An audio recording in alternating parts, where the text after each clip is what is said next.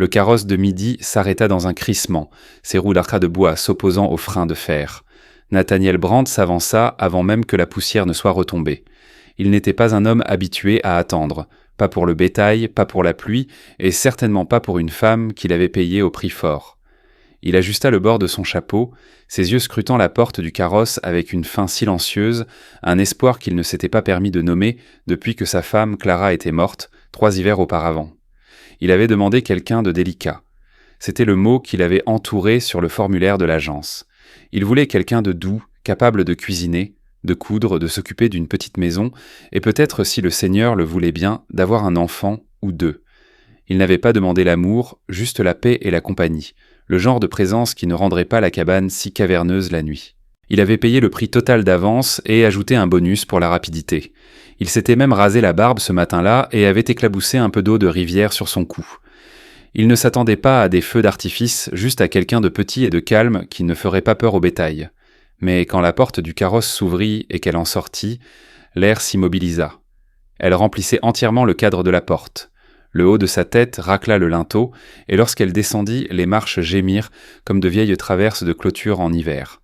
La femme portait une robe verte délavée qui semblait à 2 points de se déchirer. Les coutures tiraient sur des bras qui pouvaient en fendre des bûches et des épaules assez larges pour porter des fardeaux que Nathaniel n'avait pas imaginés. Ses cheveux étaient attachés à la hâte, la sueur assombrissant le tissu près de son col, et une seule valise pendait de sa main, comme si elle ne pesait rien. Le cocher descendit avec un grognement et lança un regard interrogateur à Nathaniel. « C'est la dernière, monsieur. Elle est à vous, je suppose. » La femme le regarda alors, ses yeux noirs, fixes et illisibles, et la bouche de Nathaniel s'assécha. Elle avait l'air de quelqu'un qui avait traversé non seulement des kilomètres, mais des années de chemin difficiles pour arriver ici. Elle n'était pas délicate ou douce.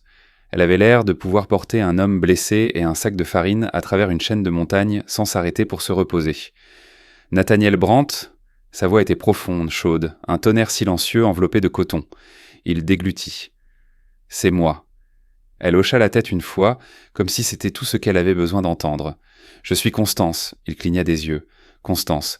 Constance Weller, c'était mon nom. » Elle regarda au loin vers l'horizon. « Je suppose que ça n'a plus d'importance maintenant. » Il n'y avait aucune excuse dans sa voix, juste une déclaration de fait simple et sans honte. Nathaniel essaya de parler à nouveau, mais ses mots se nouèrent quelque part derrière ses dents. Ce n'était pas ce qu'il avait commandé, pas même de loin, mais quelque chose dans l'expression de sa mâchoire l'empêcha de la renvoyer. Il s'éclaircit la gorge. « Eh bien, mon chariot est par là-bas. Vous avez faim ?» Constance hocha la tête. « Toujours. » Ils roulèrent en silence, mis à part le grincement du chariot et les corbeaux au-dessus de leur tête.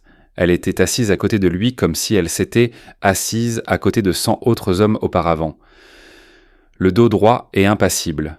Elle ne s'agitait pas, ne bavardait pas, elle regardait juste le paysage défiler, ses yeux scrutant les arbres comme si elle cherchait une embuscade. Nathaniel ne cessait de la regarder du coin de l'œil. Ses mains étaient en grandes mais propres, avec des cicatrices sur les jointures. Ses bottes n'étaient pas les chaussures en cuir souple d'une citadine. Elles étaient usées et craquelées, faites pour les longues marches.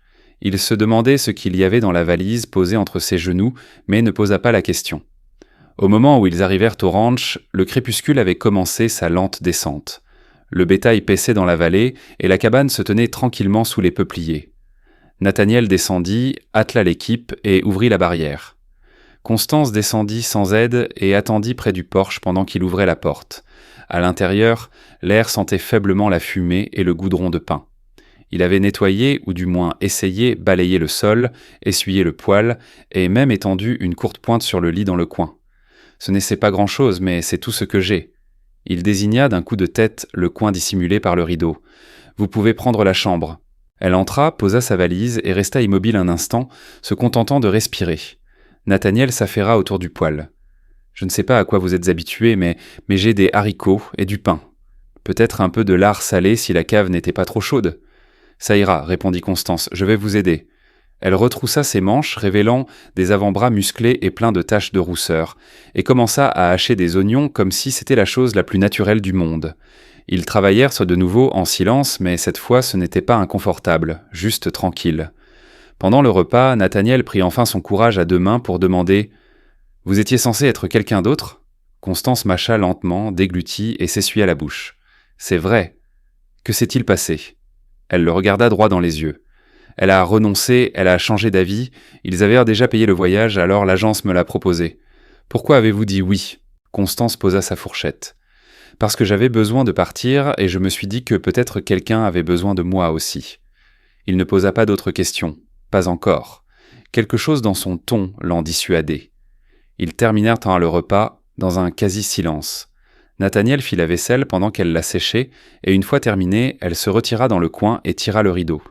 Il s'assit près du feu, fixant les flammes, se demandant ce qui venait d'arriver à sa porte. Le sommeil fut difficile à trouver. Chaque grincement de la cabane le rendait alerte, non par peur, mais par conscience. Il y avait quelqu'un d'autre qui respirait dans cet espace maintenant, quelqu'un de grand, de silencieux et d'inattendu. Quelque temps avant l'aube, un son le réveilla. Un sanglot rapide et aigu, puis étouffé. Nathaniel s'assit lentement, écoutant. Un autre sanglot, celui-ci suivi du léger grincement des ressorts du lit. Il se leva pieds nus et se dirigea doucement vers le rideau. Il ne le tira pas. Il se contenta de rester là. « Constance ?» Silence. Puis sa voix rauque et tremblante. « Retournez vous coucher. »« Ça va ?» Elle ne répondit pas pendant un long moment, puis doucement. « Croyez-vous que les gens peuvent prendre un nouveau départ, monsieur Brandt ?» Il appuya son front contre le bois. « J'aimerais y croire. » De l'autre côté du rideau, les pleurs cessèrent. Quand le matin arriva, elle était déjà dehors, en train de fendre du bois comme si elle était tenue avec une hache à la main. Ses manches étaient de nouveau retroussées, ses cheveux attachés. Nathaniel sortit sur le porche et la regarda un instant. Le rythme de ses balancements, la façon dont elle respirait, c'était comme si elle chassait quelque chose. « Vous n'avez pas à faire ça, » dit-il. Elle ne leva pas les yeux. « Je sais. » Les jours passèrent ainsi, calmes, inconfortables, mais réguliers. Constance cuisinait, nettoyait et travaillait la terre comme si elle y avait toujours appartenu. Nathaniel se retrouva à la regarder plus qu'il ne le devrait, essayant de concilier la femme qu'il avait demandée avec celle qu'il avait reçue. Un soir, elle le rejoignit près du feu sans qu'il le lui demande. Ils restèrent en silence jusqu'à ce qu'ils finissent par dire « Vous avez déjà été mariés ?» Elle ne s'y a pas. « Oui. » Que s'est-il passé ? Il est mort. Il attendit, mais elle n'en dit pas plus. Une autre nuit passa, puis vint le coup à la porte. C'était tard, trop tard pour des voyageurs, et trop doux pour être rassurant. Nathaniel ouvrit la porte lentement, sa main posée sur le fusil près du montant. Dehors se tenait une petite fille, pieds nus et sale, peut-être 12 ans. « S'il vous plaît, » chuchota-t-elle, « il va la tuer. » Le sang de Nathaniel se glaça. « Qui ?» La petite fille regarda derrière lui, droit vers Constance. « Ma maman, il la frappe encore. » Constance était déjà debout. Nathaniel s'avança. « Vous connaissez cet enfant ?» Constance ne répondit pas. Elle attrapa son manteau et ses bottes, Nathaniel la suivit dehors. « Où allez-vous » Elle ne s'arrêta même pas. « Où j'aurais dû aller il y a longtemps. » Le vent s'était levé et le ciel roulait de nuages de la couleur des contusions. Les bottes de Constance frappèrent le sol dur alors qu'elle traversait la cour vers la grange, la petite fille trébuchant pour la suivre. Nathaniel traînait derrière, à moitié habillé, le froid mordant à travers sa chemise, mais il ne pouvait pas rentrer. Pas maintenant, pas après ce qu'il avait vu dans ses yeux. Ce n'était pas juste de l'inquiétude, c'était de la reconnaissance, de la haine, de la mémoire, peut-être même de la culpabilité. « Constance » l'appela-t-il, son souffle s'échappant dans l'air. Elle ne se retourna pas. « J'ai besoin de votre cheval. » Nathaniel cligna des yeux. « C'est au moins 10 miles, peut-être plus si vous allez là où je pense. » Elle tendit la main vers la selle sans le regarder. « Je m'en sortirai. » La petite fille, frissonnant maintenant dans sa robe usée, leva les yeux vers Nathaniel. Il est vraiment en colère cette fois. Il a la ceinture. Cette phrase lui fit l'effet d'un coup de poing dans le ventre. Nathaniel s'avança et décrocha lui-même la selle, la balançant sur le dos de la jument. « Vous n'irez pas seul. »« Je ne vous ai pas demandé de venir, » dit Constance en serrant la sangle. « Je ne vous ai pas demandé non plus, vous vous souvenez ?» répondit-il, sa voix basse mais ferme. « Mais nous y sommes. » Pendant un instant, aucun des deux ne bougea. Puis Constance lui tendit les rênes. « D'accord, mais ne me ralentissez pas. » Ils laissèrent l'enfant enveloppé dans des courtes pointes près du foyer avec une assiette de pain et de viande séchée. Nathaniel ajouta plus de bois au feu et verrouilla la porte derrière lui. La route qui les attendait n'était pas celle qu'il avait prévue, mais il sentit quelque chose se déplacer à l'intérieur de lui alors qu'il montait derrière Constance et éperonnait la jument vers l'obscurité grandissante. Ils chevauchèrent à vive allure. Les sabots de la jument martelaient dans le sol gelé, son souffle s'évaporant dans le vent. Nathaniel ne parla pas, il n'en avait pas besoin. Ses bras étaient autour de sa taille, et il pouvait sentir la tension dans son corps comme un fil sous tension. Peu importe ce qui les attendait au bout de ce voyage, elles se préparaient à la guerre. « Qui est-il » demanda-t-il finalement par-dessus le vent. Constance ne répondit pas. « Consté ?»« Mon beau-frère, dit-elle finalement. Il s'appelle Ward. » Nathaniel fronça les sourcils. « Votre beau-frère, Comtune. Ma sœur l'a épousé il y a 10 ans. J'ai essayé de la prévenir. » Elle secoua la tête, mais elle n'a rien voulu entendre. Elle a dit que j'étais jalouse. Elle a dit que je ne savais pas ce qu'était l'amour. Nathaniel laissa de nouveau le silence s'installer, mais son esprit s'emballait. Si la petite fille aux pieds nus était sa nièce, alors il y avait plus de vie en jeu que celle de la sœur, et quelque chose dans la posture de Constance lui disait que ce n'était pas la première fois qu'elle chevauchait vers cette cabane avec de l'appréhension dans le ventre. Ils atteignirent la lisière des arbres juste avant l'aube. La maison apparut, une structure affaissée qui se penchait contre le vent, son toit rapiécé avec du goudron et du désespoir. De la fumée s'échappait de la cheminée et une faible lumière brillait derrière les rideaux déchirés. Constance descendit de cheval sans un mot et lui tendit les rênes. « Restez à l'abri des regards. » Nathaniel se hérissa. « Vous vous attendez à ce que je vous laisse y aller seul ?»« Oui, dit-elle, se mettant déjà en mouvement. Il ne parlera pas s'il voit un étranger. » Il hésita, la mâchoire serrée, mais hocha la tête. « Vous criez et je défonce cette porte. » Constance ne sourit pas, mais ses yeux se posèrent sur les siens une seule fois, avant qu'elle ne s'éloigne. Elle monta sur le porche comme si elle y appartenait, comme si elle avait tout le droit de franchir ce seuil à nouveau. Nathaniel se glissa sur le côté, s'accroupissant près de la clôture cassée, chaque nerf à vif. La porte s'ouvrit. Il ne put pas entendre les mots, mais il la vit disparaître à l'intérieur. Quelques instants passèrent, puis des voix s'élevèrent, un choc et un cri. Nathaniel se mit déjà en mouvement. Il fit irruption par la porte juste au moment où Ward giflait Constance assez fort pour la faire chanceler. L'homme était grand mais mou au milieu, le genre de force qui venait de l'intimidation, pas du travail. Son visage était tordu de rage, rouge et humide de boisson. Une ceinture pendait de l'une de ses mains, son bord plus foncé que le reste. La pièce sentait la sueur, la pourriture et le whisky renversé. Les enfants, 2 d'entre eux, se cachèrent dans le coin, les yeux écarquillés de terreur. Constance se redressa, une traînée de sang s'échappant de sa bouche. « Tu n'aurais pas dû revenir, » grogna Ward. « Et tu n'aurais pas dû lever la main sur ma sœur, » rétorqua-t-elle, se plaçant entre lui et les enfants. Il se précipita. Nathaniel n'attendit pas. Il percuta l'homme de plein fouet, les envoyant tous les deux s'étaler sur le sol. La ceinture s'envola de la main de Ward, s'entrechoquant contre le poil. Ils se battirent, leurs poings s'écrasant sur les côtes et les mâchoires. Ward était plus fort qu'il n'y paraissait, mais Nathaniel avait la fureur d'avoir été témoin de trop de choses. Constance traîna les enfants par derrière pendant que le combat faisait rage. Ward projeta Nathaniel contre le mur, faisant pleuvoir de la poussière des chevrons. Nathaniel contre-attaqua avec un coup de genou dans le ventre, puis un poing sur la tempe. Ward chancela, glissa sur le whisky renversé et s'écrasa contre le bord de la table. Son corps s'immobilisa. Nathaniel se leva, sa poitrine se soulevant, et regarda en bas. Ward gémit, vivant mais immobile. Constance réapparut dans l'embrasure de la porte, sa sœur derrière elle, tenant les enfants dans ses bras. La femme semblait fantomatique, sa peau pâle et ses yeux enfoncés, mais elle respirait. « On s'en va, » dit Constance, sa voix froide comme le fer. Sa sœur hésita. « Mais la maison, elle ne vaut pas ce qu'elle vous coûte, » dit Nathaniel. Ils rassemblèrent dans le peu qu'ils pouvaient emporter des couvertures, une poêle, un sac de haricots secs et laissèrent Ward sur le sol, gémissant des malédictions à travers une mâchoire cassée. Le retour fut lent. Ils avaient en 2 chevaux maintenant, celui de Nathaniel et un mulet décharné de la remise, mais 7 personnes rendirent tôt le rythme lent. Les enfants se blottirent contre leur mère, qui n'avait pas prononcé un mot depuis qu'ils étaient en partie. La petite fille qui était venue à la porte de Nathaniel chevauchait derrière lui, ses bras serrés autour de sa taille. Au moment où la cabane apparut, le soleil était bas et rouge contre l'horizon. Nathaniel les aida à entrer, installa des paillasses près du feu et sortit la nourriture qui lui restait. Constance soigna les ecchymoses de sa sœur en silence. Nathaniel ne posa pas de questions. L'air était lourd de choses qui ne pouvaient mais pas être dites. Pas encore. Cette nuit-là, alors que les enfants dormaient et que le feu baissait, Nathaniel sortit sur le porche et regarda les étoiles. Constance le rejoignit un instant plus tard, ses bras croisés serrés contre le froid. « Je suis désolée, dit-elle. »« Pourquoi » pour avoir amené ça ici. » Il secoua la tête. « Vous les avez sortis de là. C'est tout ce qui compte. » Elle hocha lentement la tête. « Je pensais que je pourrais oublier. Je pensais que si j'allais assez loin, si je devenais quelqu'un d'autre, peut-être que tout resterait enfoui. » Nathaniel ne la regarda pas, mais sa voix était ferme.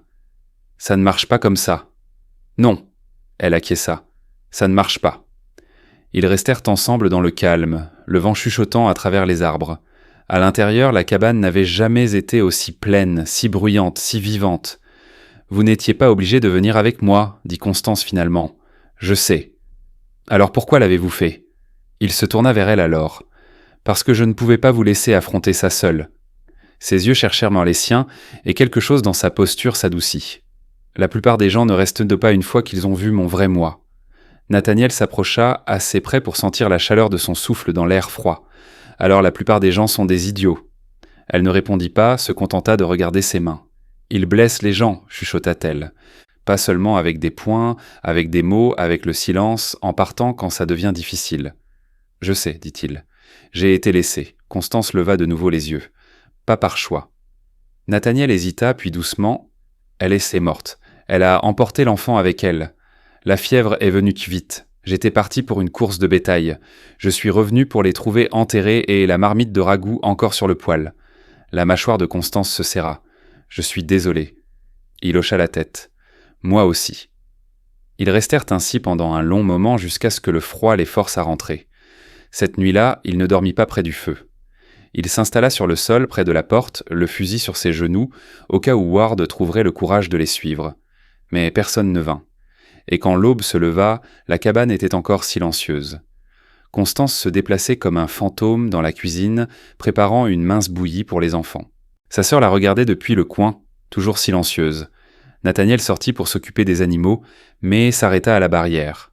Là, à l'horizon, il y avait de la poussière.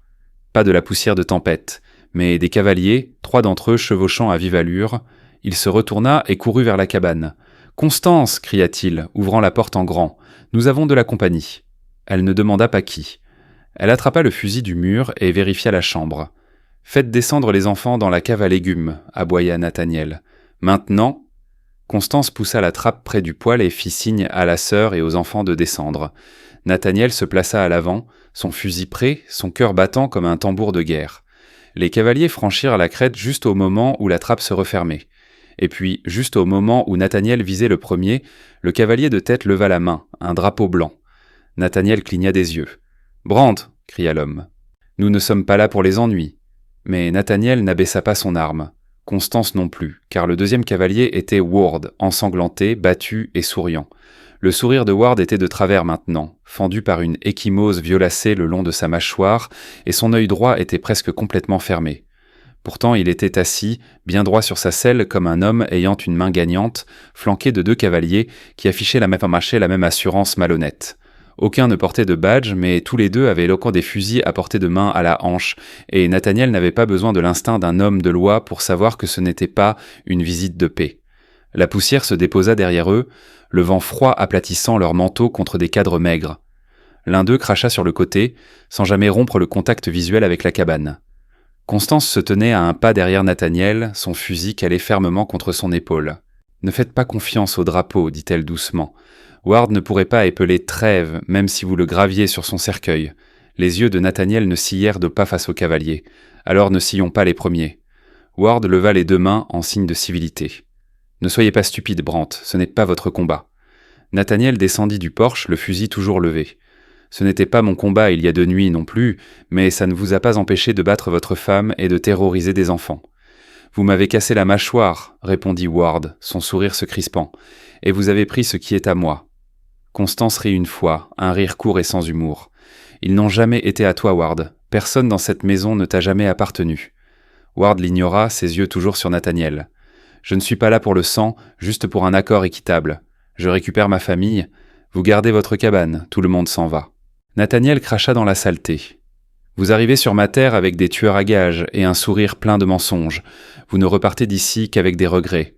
Vous avez déjà plus que ce que vous méritez. » L'un des autres hommes, grand, mince et au nez de faucon, fit un bruit de langue. Constance s'avança alors, son fusil ne faiblissant jamais. 3 secondes pour partir, les gars. Après ça, je commence à faire des trous dans vos beaux manteaux. » Les cavaliers se décalèrent, incertains maintenant. Ce n'était pas l'accueil auquel ils s'attendaient. L'homme à gauche ajusta sa prise sur les rênes. « Elle est sérieuse, Ward. » Mais Ward ne s'y a pas. Il se pencha légèrement dans sa selle et appela « Evelyn, sors, ma chérie. Je sais que tu es là-dedans, les enfants aussi. Ne laissez pas ces étrangers parler pour vous. » La porte de la cabane resta fermée. La cave à légumes, en dessous, était encore plus silencieuse. La voix de Ward monta en puissance. « Sors maintenant, et je jure devant Dieu, je ne te toucherai plus. Tu as ma parole, Evie. » Nathaniel sentit Constance se raidir à côté de lui. « Ce nom, murmura-t-elle. Il ne l'utilisait que lorsqu'il voulait lui faire du mal. » La seconde s'étira longuement. Puis vint le son, d'abord doux, un léger grincement de l'intérieur. Constance se tourna brusquement. La trappe et le gémissement d'un enfant. Avant qu'elle ne puisse bouger, la porte d'entrée s'ouvrit en grand et Evelyn apparut. Elle se tenait petite dans l'embrasure de la porte, enveloppée dans l'un des vieux manteaux de Nathaniel, ses yeux assombris par l'épuisement. Derrière elle, les enfants se tenaient, à moitié cachés, s'accrochant les uns aux autres. Elle regarda Ward avec le poids-bement de 1000 passés qui pesait sur sa colonne vertébrale. « Rentre chez toi, Ward, » dit-elle, sa voix sèche et mince. Ward pencha la tête. « Ce n'est pas comme ça que tu parles à ton mari. Tu n'es pas mon mari. Tu es une erreur à laquelle j'ai survécu. » Le cavalier à la gauche de Ward inspira un souffle entre ses dents. L'ambiance changea. La mâchoire de Ward tressaillit. « Tu ne peux pas juste partir. Ça ne marche pas comme ça. » Evelyn s'avança. « Alors tirez-moi dessus. » L'air s'immobilisa. Constance s'avança. « Rentre à l'intérieur. » Mais Evelyn ne bougea pas. Elle se tenait sur le bord du porche comme quelqu'un qui avait passé trop de temps dans l'ombre et qui n'avait pas peur de mourir au soleil. « Tu me veux tant que ça, Ward ?» demanda-t-elle. « Viens me chercher, mais sache ceci. Je me battrai maintenant. » Ward hésita, calculant clairement. « C'est votre dernière chance, dit-il. » Puis Constance tira. La balle frappa la terre à quelques centimètres du cheval de Ward, faisant cabrer l'animal. Les autres chevaux dansèrent nerveusement, effrayés par la détonation soudaine. Le cavalier à la gauche de Ward jura et chercha son arme. Nathaniel tira ensuite. Le chapeau de l'homme s'envola alors qu'il se baissait, et la balle brisa un arbre derrière lui. Les chevaux hennirent. Des coups de feu éclatèrent en succession rapide. Constance bougea rapidement, repoussant Evelyn à l'intérieur et claquant la porte. Nathaniel se laissa tomber derrière l'abreuvoir, rechargeant son arme alors que le deuxième cavalier ripostait. La fumée obscurcissait l'air. Le claquement de la poudre à canon résonna à travers les collines. Un cavalier s'enfuit, ses talons fouettant les flancs de son cheval. Le cheval de Ward se mit à tourner de confusion, et l'homme eut du mal à rester en selle. Nathaniel visa, mais avant qu'il ne puisse tirer, Ward fit faire demi-tour à son cheval et s'enfuit le long du sentier. Le dernier cavalier hésita, puis le suivit. Le silence revint. Nathaniel se leva lentement, la fumée s'échappant du canon de son fusil. Il balaya la lisière des arbres du regard, son souffle lourd, son cœur battant comme des sabots sur la pierre. Constance sortit, ses yeux balayant l'horizon. « Ils reviendront, dit-elle. » Nathaniel hocha la tête. « Alors nous serons prêts. » À l'intérieur, Evelyn serrait ses enfants dans ses bras, tremblante. Constance s'agenouilla à côté d'elle. « Je suis désolé. Je n'aurais pas dû vous laisser ouvrir cette porte. » Evelyn ne répondit pas, se contentant de fixer le mur. Cette nuit-là, personne ne dormit. Nathaniel prit la première garde, le fusil sur ses genoux. Constance patrouilla devant les fenêtres, ses yeux vifs dans la lumière de la lune. Evelyn était recroquevillée dans le coin, ses bras autour de ses enfants, marmonnant de douces prières. Et pour la première fois, Nathaniel entendit Constance chuchoter aussi. « Seigneur, si tu regardes, qu'il soit un soit fort. » Le lendemain matin, Constance apporta une carte à la table. « On ne peut pas rester ici, dit-elle. Il reviendra la prochaine fois avec plus d'hommes. » Nathaniel fronça les sourcils. « Alors, on s'enfuit ?»« On se déplace, corrigea-t-elle. « On ne s'enfuit pas. Il y a une mission de l'église à 2 jours à l'est, nichée derrière la crête. Ils aident les femmes comme Evie. Ils ont des gardes, des clôtures, des murs. » Nathaniel étudia son visage. « Vous y êtes déjà allé ?» Elle hocha la tête. « Il y a longtemps, quand j'avais besoin de disparaître. » Evelyn leva les yeux. « Vous pensez qu'ils nous accepteraient ?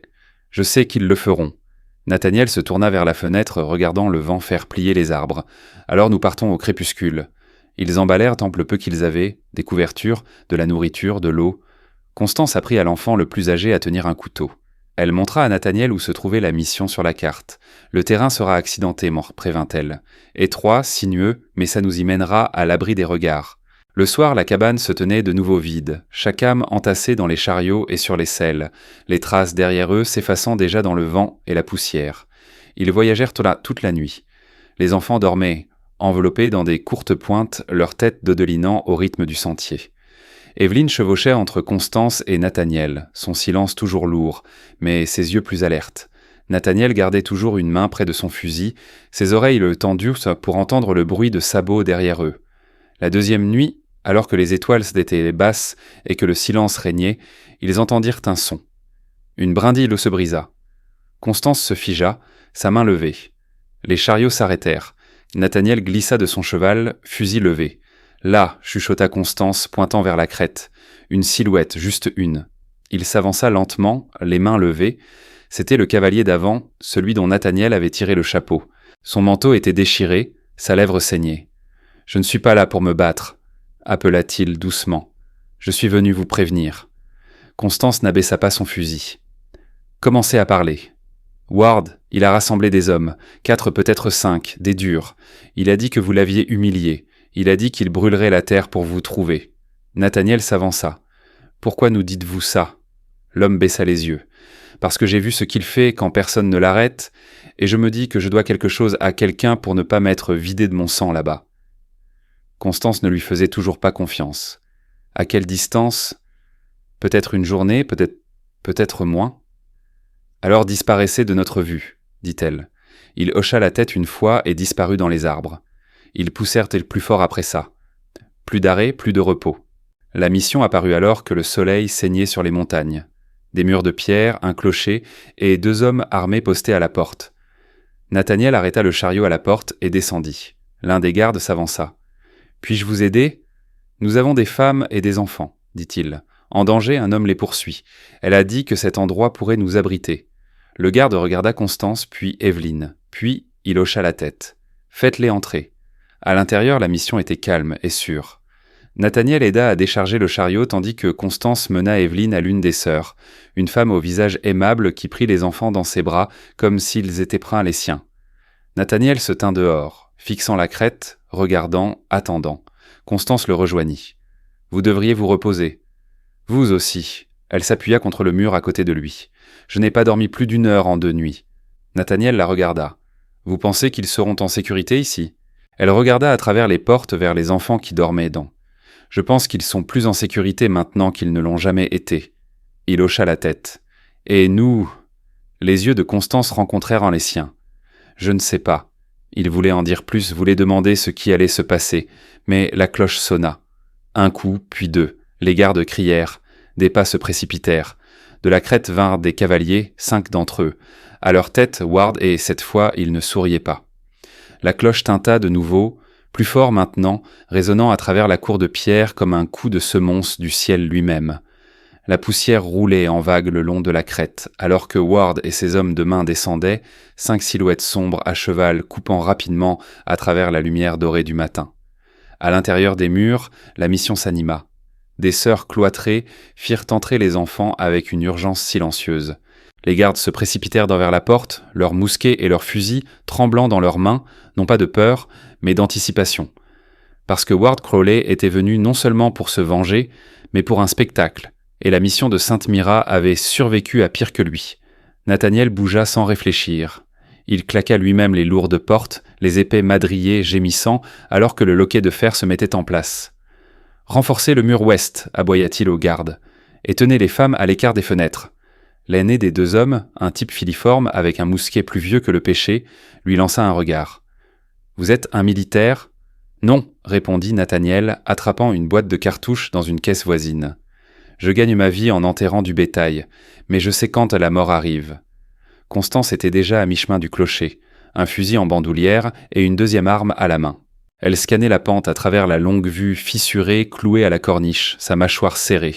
« Ils ne chargent pas » cria-t-elle. « Ils se mettent en ligne, comme si c'était un défilé » murmura Nathaniel. Ward apparut clairement. Il n'était pas masqué ou armuré. Il portait ce même manteau noir, bien que cette fois il ait été brossé, le col épinglé droit comme s'il voulait faire bonne impression. Il leva une main, et son cheval s'arrêta docilement au bas de la pente. Puis lentement, délibérément, Ward descendit de cheval. Il se tint sur la terre dure comme s'il en était le propriétaire. « Pour parler !» cria-t-il. Le garde à côté de Nathaniel ricana. « C'est pas un peu culotté ?» Nathaniel s'avança. « J'écoute. » Ward se mit les mains en porte-voix. « Je n'ai pas de querelle avec votre Église. Je n'ai pas d'os à régler avec Dieu. Tout ce que je veux, c'est ce qui m'a été volé. » Constance laissa échapper un rire amer depuis la tour. « C'est drôle. C'est ce qu'Evelyn a dit chaque jour de son mariage. » Ward l'ignora. « Je veux ma femme, ma belle-sœur, ma nièce et mon neveu. Ils sortent. Pas besoin de verser du sang. C'est une promesse. »« Vos promesses ne valent pas un haricot rassis, » cria Nathaniel. « Peut-être pas, » dit Ward écartant les bras. « Mais cette terre vaut quelque chose, n'est-ce pas? Cette mission, ces gens... » Il sourit alors, cruellement et lentement. « Vous pensez que je suis venu sans feu ?» Nathaniel se raidit. Ward se tourna et siffla. De derrière la colline, une autre silhouette apparut, traînant quelque chose de lourd. Un baril scellé au goudron et avec des poignées en corde. Le ventre de Constance se noua. « C'est de l'huile !» Plus de barils suivirent, 3 puis 5, tous roulés en bas de la pente et dans le champ juste à l'extérieur de la porte de la mission. Ward appela de nouveau. « Vous avez jusqu'au coucher du soleil. Après ça, on allume la mèche. » Il se retourna, remonta sur son cheval et s'éloigna sur une courte distance, ses hommes se mettant en formation lâche derrière lui. Il ne partait pas. Il s'installait.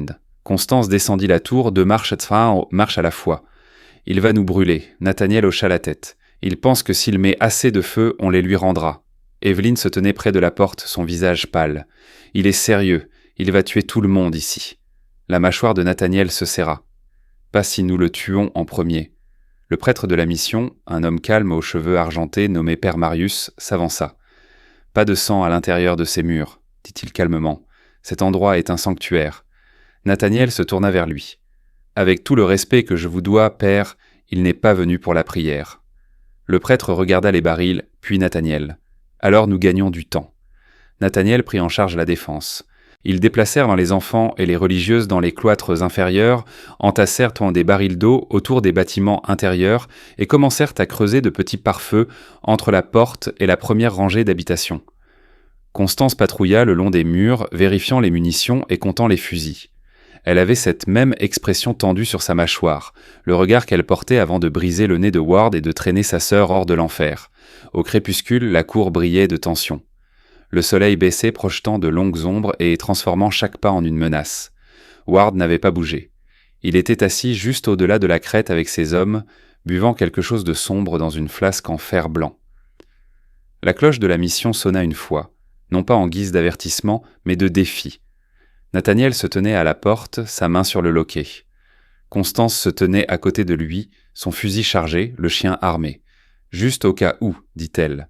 Puis la première flèche s'enflamma. Un trait de flamme dans le crépuscule. Elle survola la porte, décrivit un arc élevé et atterrit dans l'herbe sèche près du mur extérieur. Le feu prit instantanément. Des cris éclatèrent. Les gardes coururent avec des seaux, mais Ward avait parfaitement calculé son coup.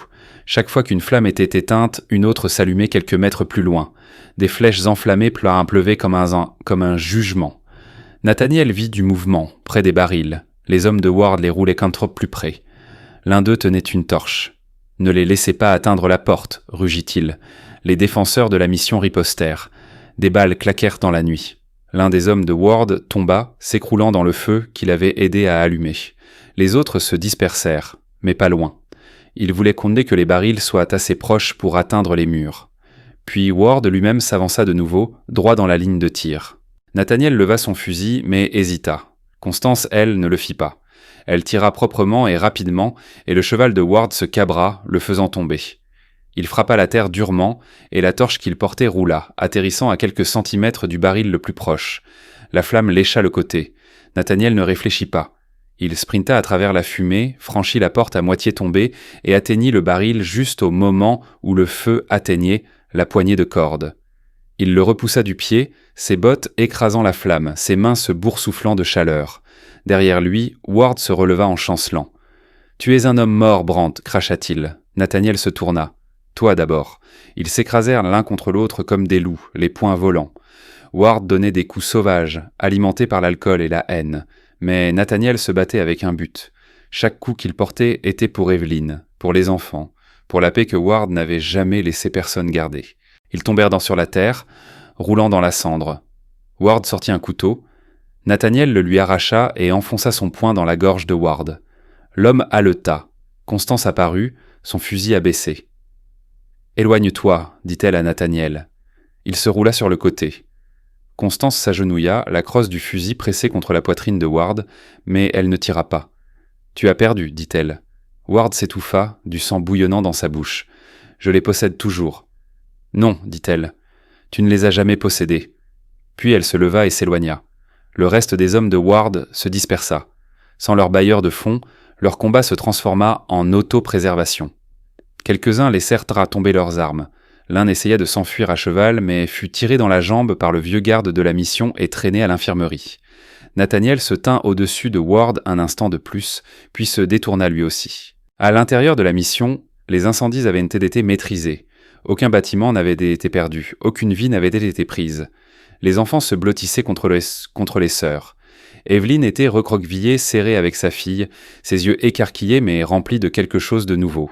La paix, peut-être, ou le début de celle-ci. Le père Marius prononça une prière silencieuse sur les corps à l'extérieur, et personne ne l'arrêta. Plus tard, alors que les étoiles montaient et que les portes étaient de nouveau fermées, Nathaniel s'assit seul près du puits, fixant le calme. Constance le trouva là. « Vous les avez sauvés, dit-elle. Vous aussi, vous auriez pu le tuer. »« Je voulais le faire, admit-elle. Alors pourquoi ne l'avez-vous pas fait ?» Elle s'assit à côté de lui, sa voix à peine plus qu'un chuchotement. « Parce que j'ai été comme lui. » Nathaniel se tourna brusquement. « Quoi ? Pas cruel, dit-elle rapidement, mais en colère, tellement en colère. Après avoir quitté le premier homme que j'ai épousé, je pensais que la seule façon de survivre était de ne plus jamais rien ressentir, d'être plus dur que le monde. J'ai blessé des gens en essayant de prouver que je n'étais pas faible. Vous n'êtes pas faible. » Elle le regarda, vraiment. Vous non plus. Ils restèrent en silence, respirant la nuit. Puis elle le dit, doucement comme une vérité qu'elle avait gardée trop longtemps. « J'ai eu peur quand je suis descendu de ce carrosse. Je pensais que vous me détesteriez, que vous me renverriez. Je sais que je n'étais pas ce que vous vouliez. » Nathaniel ne répondit pas pendant un long moment. Puis lentement, « Je ne savais pas ce que je voulais, mais je pense que c'était vous. » Ses yeux s'embuèrent, mais elle cligna des yeux pour chasser les larmes. « Vous voulez toujours une femme ?» demanda-t-elle. « Après tout ça ?» Il tendit la main vers la sienne, calleuse, cicatrisée et forte. « Je veux la paix, » dit-il, « et je veux la construire avec vous. » Constance posa sa tête sur son épaule, et pour une fois, le monde extérieur était calme. Mais loin en bas de la crête, au-delà des champs éclairés par le feu et des barils en ruine, un homme regardait. Pas Ward, mais quelqu'un d'autre. Un cavalier en gris, son visage caché, regardant, attendant, puis s'éloignant dans les arbres. Le matin se leva, doux et doré, se glissant lentement à travers le sol réchauffé par le sang à l'extérieur de la mission de Sainte Myra. La fumée n'assombrissait plus le ciel, bien que son odeur s'accrochait toujours aux murs de pierre comme un avertissement. Les champs au-delà de la porte portaient donc ça des cicatrices, de l'herbe brûlée, des flèches praillantes brisées, les restes carbonisés de barils qui n'avaient jamais tout à fait atteint leur but. Et au milieu de tout cela, le silence. Pas le genre qui suit la paix, mais le genre qui suit quelque chose d'inachevé. Nathaniel se leva avant les autres, ses épaules endolories, sa mâchoire raide après la nuit passée sur les marches de pierre. Le monde extérieur avait changé de forme pendant la nuit. Il ne ressemblait plus à une cachette, il ressemblait à un carrefour. Une ligne avait été franchie, par Ward, par Constance, par lui-même, et une fois franchie, il n'y avait pas de retour en arrière. Il longea lentement le périmètre de la mission, ses bottes craquant sur le sol brûlé.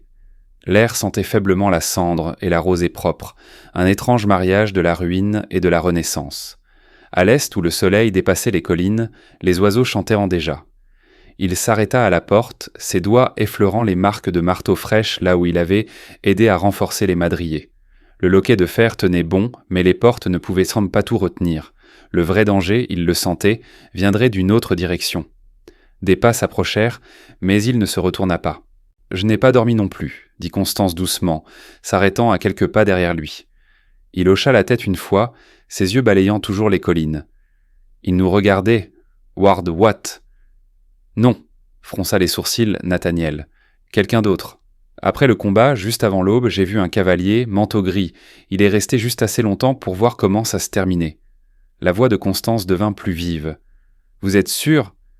Nathaniel se tourna enfin pour la regarder. « J'ai enterré assez d'hommes pour connaître la différence entre un charognard et un prédateur. Celui-ci attendait-on quelque chose ?» Elle croisa les bras, la brise matinale attrapant les bords de sa chemise. « Vous pensez que Ward ne travaillait pas seul ?»« Peut-être pas depuis le début, » dit Nathaniel. « Mais je pense que quelqu'un est intéressé par ce qu'il a échoué à faire. » Constance expira lentement. « On doit les déplacer. Evelyne, les enfants, ils ne seront pas en sécurité ici pour toujours. »« Et nous ?» demanda-t-il. Elle ne répondit pas tout de suite. « On part avec eux, au moins jusqu'à ce qu'ils soient installés. » Nathaniel s'appuya contre la porte, regardant la vallée. « Vous savez où ils devraient installer ?» Constance hocha la tête. « Il y a une colonie près de Fox Hollow, construite par des femmes qui ont fui des hommes comme Ward. Elles cultivent, enseignent, élèvent les leurs. Ce n'est pas grand, mais elles protègent les leurs. » Nathaniel la regarda. « Vous y êtes peu déjà allé ?» Elle hésita. « J'ai aidé à la construire. » Il cligna des yeux. « Avant ?»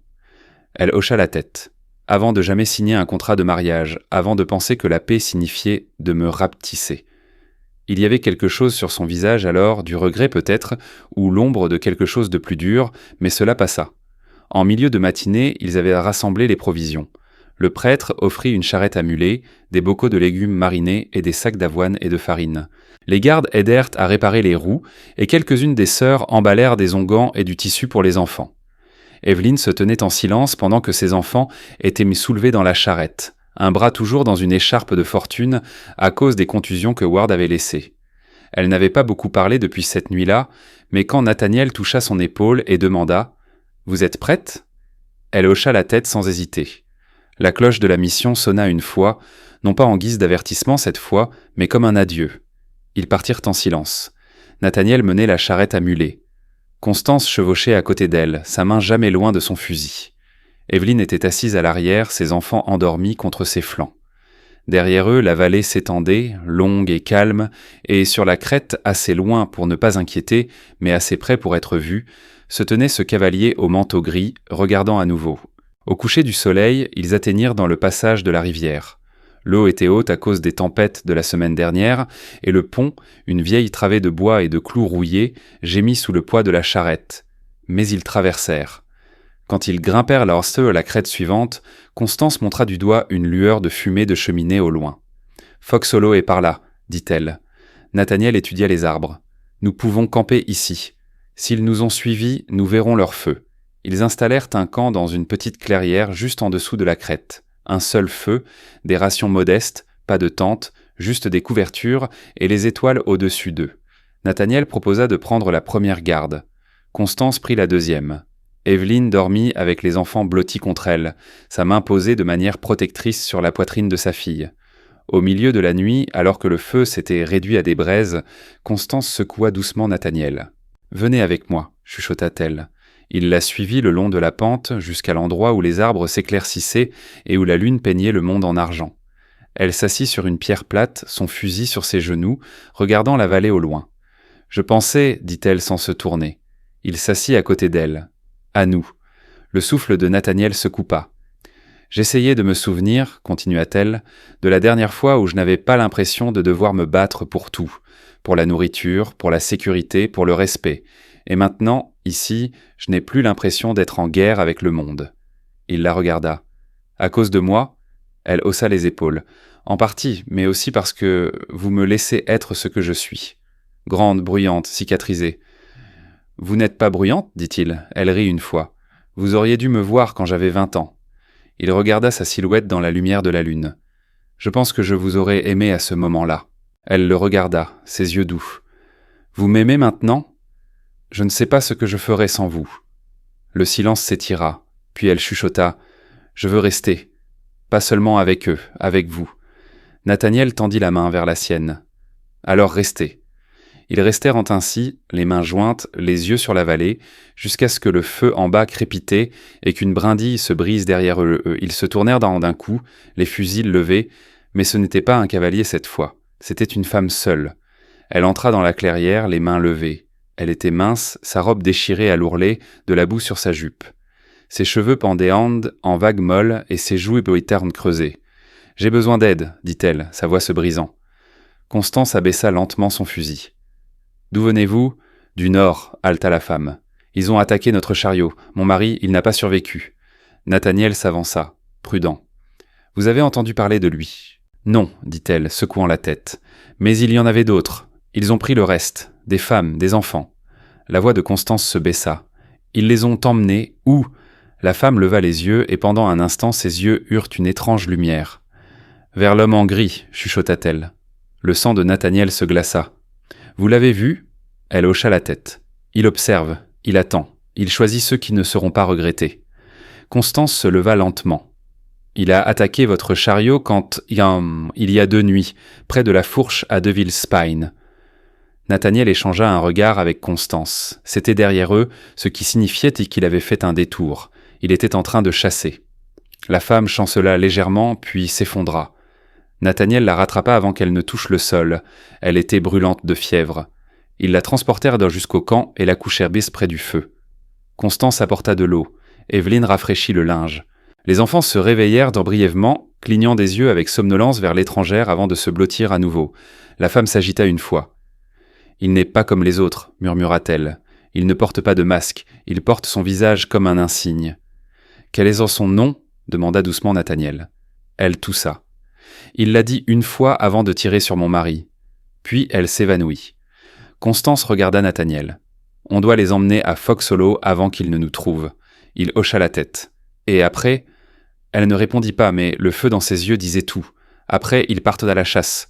À l'aube, la fièvre de la femme était tombée, mais son corps était trop faible pour se lever. Elle gisait sur un lit d'aiguillards de pin à côté du feu, ses yeux fermés, sa respiration peu profonde mais régulière. Evelyne resta à ses côtés, essuyant son front, chuchotant des prières et des réconforts, le genre parlé par des mères qui ont perdu trop pour croire que le silence est la sécurité. Constance se tenait au bord du camp, ses bras croisés, regardant vers l'est où le sentier se courbait vers Fox Hollow. Nathaniel la rejoignit, une tasse de café chaud en étain à la main, de la vapeur s'enroulant entre eux. « Elle ne s'en sortira pas à pied, » dit Constance, sa voix rauque de froid. « Je vais lui construire un traîneau, » dit Nathaniel. « Elle pourra rouler derrière le chariot. » Constance hocha la tête fermement, mais ses yeux étaient loin, balayant les crêtes. Elle ne mentait pas à propos de l'homme en gris, je l'ai senti. « Il nous suit, » dit Nathaniel, restant juste hors de sa portée. « Comme s'il voulait que nous le sachions. » Il la regarda. « Vous avez déjà entendu parler de quelqu'un comme lui ?» Ce nom qu'elle a essayé de donner, elle ne l'a pas terminé. Constance secoua la tête. « J'ai vu des hommes prendre ce qu'ils veulent. J'ai vu des loups en uniforme, des hors-la-loi avec des règles, mais celui-ci, il est différent. On dirait plus un livre de contes qu'un homme. Comme s'il tenait le décompte de dettes qu'il n'a pas à tenir. » Nathaniel sirota le café amer. « Alors peut-être qu'on règle le compte avant qu'il n'ajoute plus de noms. » Le camp s'agita lentement. Les enfants s'étirèrent et clignèrent de l'eau des yeux contre la lumière pâle, leurs visages gonflés par le sommeil. Evelyne tressa les cheveux de sa fille avec des mains tremblantes. La femme fiévreuse, Martha, apprirent-ils, chuchota quelques souvenirs brisés, mais s'évanouit de nouveau avant de pouvoir en dire plus. Les ecchymoses, bombes sur ses bras, parlaient sans plus fort que ses lèvres. Nathaniel travailla toute la matinée à construire un traîneau. Il trouva des jeunes arbres, les plia et les attacha avec de la corde, recouvrit la base de couverture et rembourra les côtés avec du pin coupé. À la mi-journée, le traîneau était prêt et Martha fut délicatement chargée dessus. Son souffle se coupa à chaque bosse, mais elle ne cria pas une seule fois. Ils se remirent en route, lents et prudents. Le sentier se rétrécit, serpentant à travers un ravin épais de broussailles. Les arbres se pressaient près d'eux, leurs membres squelettiques cliquetant dans le vent comme des os avertissant d'un jugement imminent. Constance chevauchait devant, son fusil sur ses genoux, ses yeux balayant les crêtes. Nathaniel conduisait le chariot, chaque secousse du sentier usé résonnant dans ses bras. Derrière eux, le mulet tirait le traîneau avec un effort régulier. Evelyne était assise avec Martha, lui prodiguant de doux encouragements, son autre main serrant celle de sa fille. Le garçon, Daniel, tenait la Bible de la famille sur ses genoux et ne parla pas une seule fois. Son visage était devenu immobile d'une manière qui serrait le cœur de Nathaniel. Ils atteignirent à la périphérie de Fox Hollow juste avant le coucher du soleil. C'était un endroit étrange, ni un village, ni un fort, mais quelque chose entre les deux.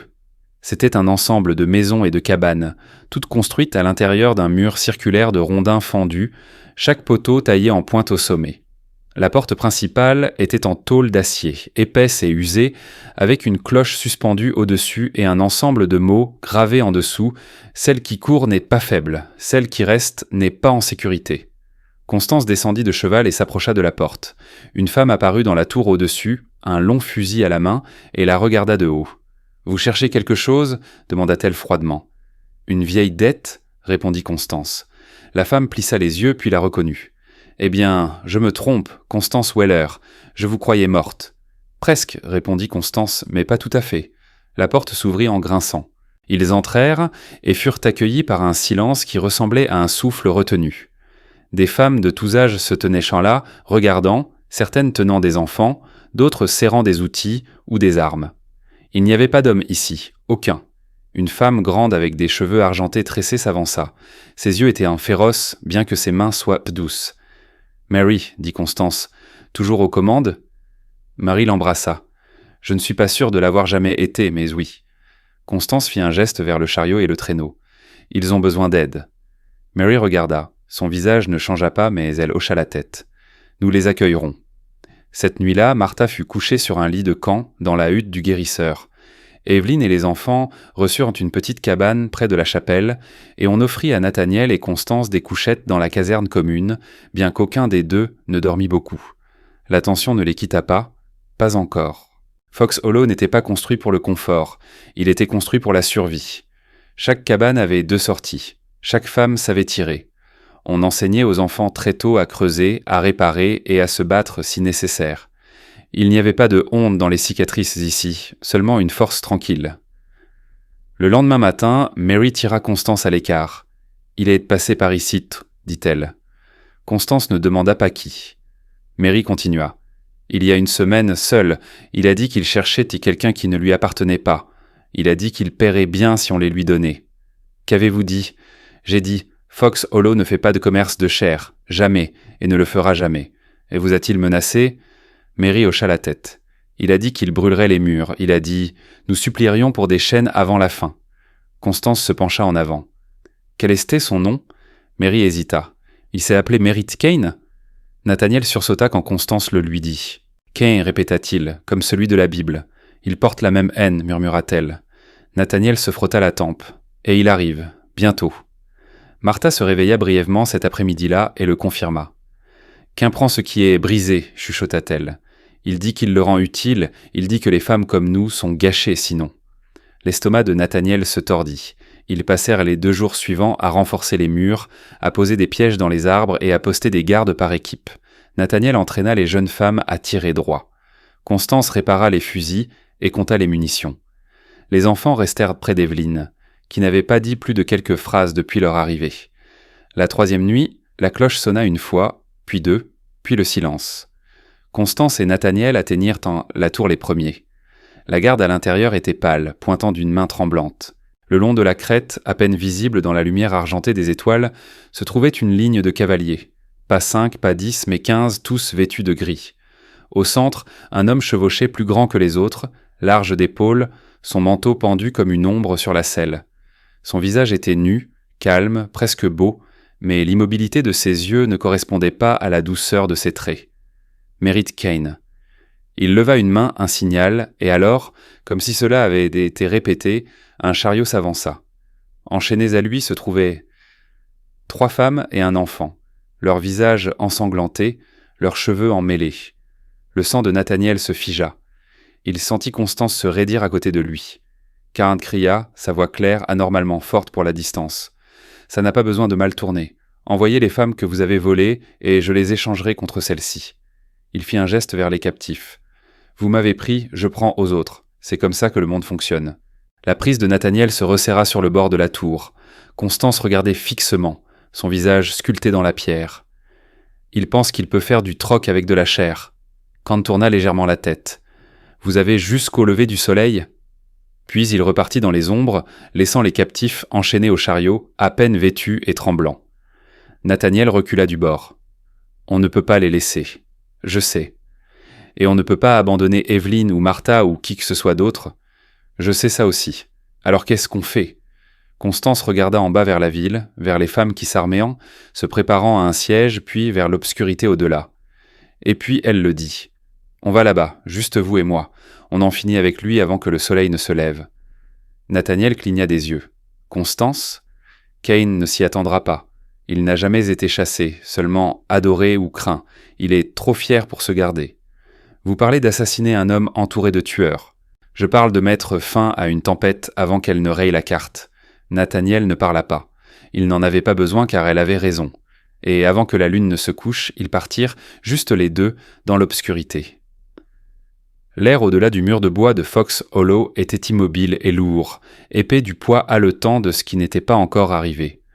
Aucun oiseau ne chantait dans les arbres, même le vent semblait se retenir. Nathaniel et Constance se déplaçaient comme des ombres entre les branches, leurs chevaux laissés derrière, leurs fusils attachés près d'eux. Ils s'étaient délestés du superflu. Pas de couverture, pas d'allume-feu, aucun poids qui pourrait ralentir une mise à mort propre. Chaque pas en avant était délibéré, chaque branche évitée, chaque feuille dérangée avec soin. L'obscurité devant eux n'était pas seulement un lieu, c'était une promesse. Cain avait installé son camp au pied de Widow's Ridge, où une clairière plate et rocheuse s'ouvrait sur un amphithéâtre naturel, un vieil endroit où les arbres poussaient de manière tordue et où les pierres portaient un toit les sillons de chariots disparus depuis longtemps. C'était le genre de sol qui se souvenait de la violence. Constance était passée par ici une fois auparavant, il y a des années, avec le poids de l'échec qui traînait à ses talons. Maintenant, elle revenait avec quelque chose d'autre enroulé dans ses tripes, de la détermination. Ils atteignirent le bord de la crête au clair de lune et s'accroupirent bas dans les broussailles, regardant à travers les branches. En bas, le camp de Cain était ordonné, anormalement ordonné. Les tentes étaient en rangées soignées. Les feux de camp étaient espacés uniformément, brûlant bas mais régulièrement. Une seule patrouille faisait le tour du périmètre, 2 hommes à la fois, se déplaçant toujours dans le sens des aiguilles d'une montre. Les prisonniers, les femmes et l'enfant restaient enchaînés au chariot au centre, sous un auvent de fortune, gardés par 2 hommes de plus, qui somnolaient avec des fusils sur leurs genoux. Et à l'extrémité, à l'écart de la lumière du feu, se tenait Merritt Cain. Il se reposait sur une chaise pliante à côté d'un grand crucifix de fer planté dans la terre comme une marque. Une tente en toile se tenait derrière lui, intacte, mais il n'était pas entré. Il était assis comme un juge attendant que les coupables le trouvent. Son long manteau couvert de saleté de sentier, ses bottes trop propres pour un homme qui avait voyagé loin. Constance chuchota « On s'occupe de la patrouille extérieure d'abord, puis des gardes du chariot. » Nathaniel balaya le camp du regard. « Vous prenez le côté est, je me faufile à l'ouest. On se retrouve à la tente. Pas d'hésitation. » Il la regarda. « Si on ne revient pas, on ne meurt pas ce soir, Nathaniel. » Il hocha la tête. « Alors on va faire en sorte que ça compte. » Ils se séparèrent dans les arbres. Constance se déplaça bas et rapidement, un couteau à la main, pas son fusil. Le silence serait son avantage ici. Le premier sentinelle passa près d'elle, un jeune homme, plus un garçon qu'un soldat. Il tenait son fusil comme un balai et bâilla en marchant. Un mouvement propre, un bras autour de sa gorge, et il était par terre, inconscient. Elle le traîna dans les broussailles et continua. Nathaniel n'était pas aussi silencieux, mais il était rapide. Son premier homme ne vit même pas le coup venir. Un seul coup de coude sur la tempe, suivi du bruit sourd d'un corps frappant la mousse. Le deuxième remarqua, mais trop tard. Nathaniel le plaqua au sol, enroula ses bras fermement et lui frappa la tête contre une pierre. Pas le temps pour la pitié. Le monde en avait vu trop peu. Ils se retrouvèrent près du chariot, chacun avec un deuxième fusil en bandoulière. Les 2 gardes près des prisonniers somnolèrent, leurs visages vacillant dans la lumière du feu. Constance hésita. Discrètement, Nathaniel secoua la tête, un geste rapide d'enferme. Ils s'avancèrent en d'un seul mouvement. 2 coups de feu étouffés, 2 corps tombèrent, les prisonniers haltèrent. Une femme serrait l'enfant dans ses bras, qui gémit mais ne pleura pas. « On est là pour vous aider », chuchota Constance. « Restez accroupis. » Elle croyait qu'ils se battaient pour que cela devienne vrai, même si ce n'était que pour une seule nuit de paix. Cette nuit vint lentement. Ils ne s'embrassèrent pas à ce moment-là. Ils se tenaient juste ensemble, côte à côte, pendant que la terre redevenait calme. Des semaines plus tard, dans la petite chapelle, le soleil se déversant par les fenêtres comme la lumière du feu sur la vieille pierre, ils se marièrent. Il n'y avait pas de pasteur, juste Mary, qui lut dans un vieux livre de psaumes. Pas d'anneaux, juste des cordons tressés, noués entre leurs poignets comme le faisaient les femmes de Fox Hollow depuis des générations. Evelyn se tenait derrière Constance, radieuse à travers ses larmes. La main de Nathaniel reposait sur l'épaule de Daniel, qui tenait le livre et ne s'agita pas une seule fois. Martha chanta, sa voix encore rauque mais forte, les notes résonnant à travers les chevrons comme le vent dans les pins. Ce n'était pas un grand mariage, c'était mieux. Après, ils partagèrent un repas sous les arbres du verger. Du miel sauvage, de la viande fumée et du pain plat assaisonné d'herbes du jardin. Constance portait une nouvelle robe, cousue à la main par 3 femmes qui avaient autrefois craint le pas de chaque homme.